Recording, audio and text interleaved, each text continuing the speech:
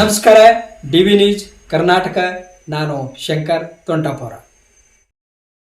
ಕರ್ನಾಟಕ ರಾಜ್ಯ ಸರ್ಕಾರಿ ಹಾಸ್ಟೆಲ್ ಮತ್ತು ವಸತಿ ಶಾಲಾ ಹೊರಗುತ್ತಿಗೆ ನೌಕರರ ಸಂಘ ಜಿಲ್ಲಾ ಸಮಿತಿ ಗದಗ ತಾಲೂಕು ಸಮಿತಿ ಶಿರಹಟ್ಟಿ ದಿನಾಂಕ 1/8/2025 ಕಿತ್ತೂರಾಣಿ ಚೆನ್ನಮ್ಮ ವಸತಿ ಶಾಲೆ ಶಿರಹಟ್ಟಿ ಭೇಟಿ ಮಾಡಿ ಉಪನಿರ್ದೇಶಕರು ಸಮಾಜ ಕಲ್ಯಾಣ ಇಲಾಖೆ ಗದಗ ಅವರಿಗೆ ಭೇಟಿ ಮಾಡಿ ವಸತಿ ಶಾಲೆ ಸಿಬ್ಬಂದಿಗಳ ಬಗ್ಗೆ ಮಾತನಾಡಲಾಯಿತು.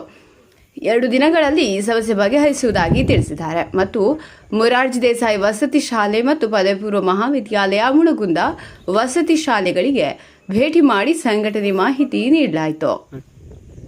D V news Karnataka, Vijayapura. ಕರ್ನಾಟಕ ರಾಜ್ಯ ಸರ್ಕಾರಿ ಹಾಸ್ಟೆಲ್ ಮತ್ತು ವಸತಿ ಶಾಲಾ ಹೊರಗುತ್ತಿಗೆ ನೌಕರ ಸಂಘ ಜಿಲ್ಲಾ ಸಮಿತಿ ಗದಗ ವತಿಯಿಂದ ಇವತ್ತು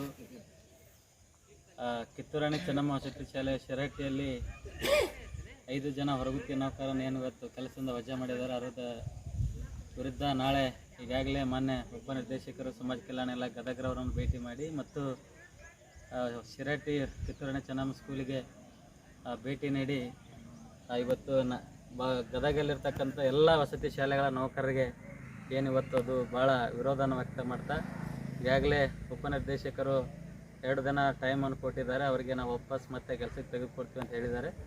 ಒಂದು ವೇಳೆ ಅವರಿಗೆ ಕೆಲಸಕ್ಕೆ ತೆಗೆದುಕೊಳ್ಳದಿದ್ದರೆ ನಾವು ಗದಗ ಜಿಲ್ಲೆಯ ಬಂದ್ ಕರೆಯನ್ನು ಕೊಡಬೇಕಾಗ್ತಂತೇಳಿ ಈ ಮೂಲಕ ಅಧಿಕಾರಿಗಳಿಗೆ ಎಚ್ಚರಿಕೆ ಕೊಡ್ತಾ ಇದ್ದೇನೆ.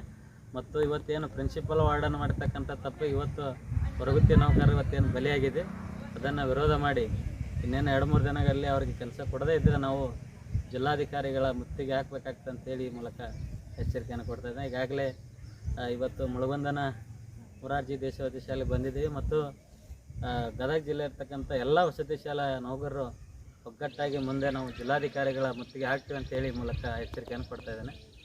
ಉಲಗಪ್ಪ ಚಲವಾದಿ, ಹಾಸ್ಟೆಲ್ ಮತ್ತು ವಸತಿ ಶಾಲಾ ಹೊರಗುತ್ತಿಗೆ ನೌಕರ ಸಂಘ ರಾಜ್ಯ ಜಂಟಿ ಕಾರ್ಯದರ್ಶಿ.